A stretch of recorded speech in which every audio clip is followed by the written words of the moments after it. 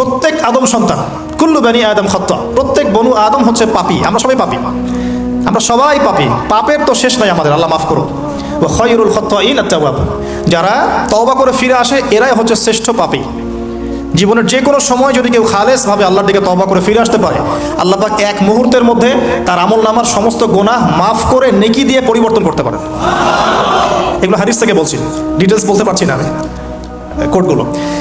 তো এখন এই মহামানবের জীবন থেকে আমরা কি শিখলাম? দেখুন, তাকে আল্লাহ পাক ইলমের নিয়ামত দিয়েছেন। তার মানে আমরা যদি গতানুগতিক মুসলিম না হয়ে এক্সট্রা অর্ডিনারি মুসলিম হয়ে আল্লাহর সাথে সাক্ষাৎ করতে চাই, দুনিয়াতে বেঁচে থাকতে চাই, পরকালে জান্নাত চাই, তাহলে আমাদেরকে আগে ইলমের চর্চা করতে হবে। এবং জ্ঞানের চর্চা মানে ক্লাসিক্যাল সিলেবাসে আপনাকে পড়াশোনা করতে হবে, শুধু একটা লেকচার শুনে নয়, ফেসবুক ইউটিউব দেখে তো মোটেই নয়। এখান থেকে মাঝে মাঝে কিছু নলেজ নেওয়া যায়, কিন্তু এগুলো কখনো কনস্ট্রাকটিভ নলেজ নয়।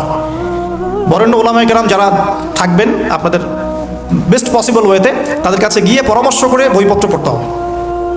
আদারওয়াইজ আপনার মেমোরি এবং জ্ঞানটা বিক্ষিপ্ত হয়ে যাবে। এখনকার ইয়াং জেনারেশনের অন্যতম সেরা প্রবলেম হচ্ছে তাদের মস্তিষ্ক বিক্ষিপ্ত। তাদের মস্তিষ্কে কনস্ট্রাকটিভ কোনো সিলেবাসের পড়াশোনা নাই। আজকে এই বই, কালকে ওই বই, কালকে আদনান ভাইয়ের লেকচার, পরশুদিন আজহারি ভাইয়ের লেকচার, তারপরের দিন আরেক ভাই, তারপর আরেক ভাই।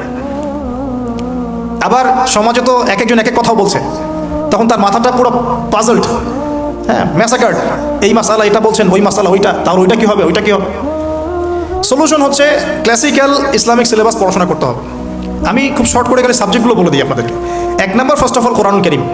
কোরআনুল কারীমের মধ্যে থাকবে authentic recitation, translation, Quranic grammar এবং অ্যারাবিক ল্যাঙ্গুয়েজ, 4টা বিষয়। তারপর থাকবে হাদিস নবী সাল্লাল্লাহু আলাইহি ওয়াসাল্লাম। হাদিসের মধ্যে সহজ হাদিসের কিতাবগুলো পড়তে হবে। ফর এক্সাম্পল মিশকাতুল মাসাবিহ, রিয়াদুস সালিহিন, বুলুগুল মারাম, আপনার ফয়জুল কালাম, হাদিস আরবাঈন, এরকম কিতাবগুলো আগে, তারপরে আস্তে আস্তে আস্তে আপনি কঠিন কিতাবের দিকে যাবেন। তবে এগুলো ওস্তাদ ছাড়া হয় না।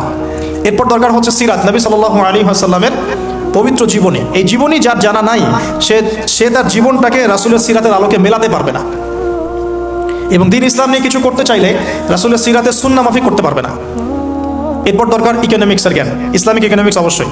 তারপরে দরকার হচ্ছে ইসলামিক ইতিহাসের জ্ঞান, ফিকহের জ্ঞান, আকীদার জ্ঞান, উসুলের জ্ঞান। এভাবে একটা কনস্ট্রাকটিভ সিলেবাস দাঁড়ায়। তারপরে গিয়ে একজন মানুষের জ্ঞানটা পাকাপোক্ত হবে।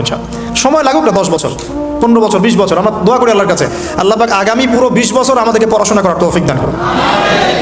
পড়তে থাকবো। আমাদের বেশি কথা বলার দরকার নেই, পড়তে থাকবো, জানতে থাকবো। এখন তাহলে আমরা আজকে প্রথম একটা লেসন পেলাম, গতানুগতিক মুসলিম না হয়ে এক্সট্রা অর্ডিনারি মুসলিম হতে হলে প্রথমে এই মহামানবের জ্ঞানতাত্ত্বিক শিক্ষা নিতে হবে, ইলমের মেহনত হবে ইনশাআল্লাহ তাআলা। আল্লাহ পাক আমাদের সবাইকে জ্ঞানের মেহনত করার তৌফিক দান করুন এবং আমাদের পরিবারে জ্ঞান প্রতিষ্ঠার তৌফিক দান করুন, আমাদের বাচ্চাদের মধ্যে সেই জ্ঞান প্রবেশ করানোর তৌফিক দান করুন। আর প্রয়োজন হচ্ছে তাওবাহ।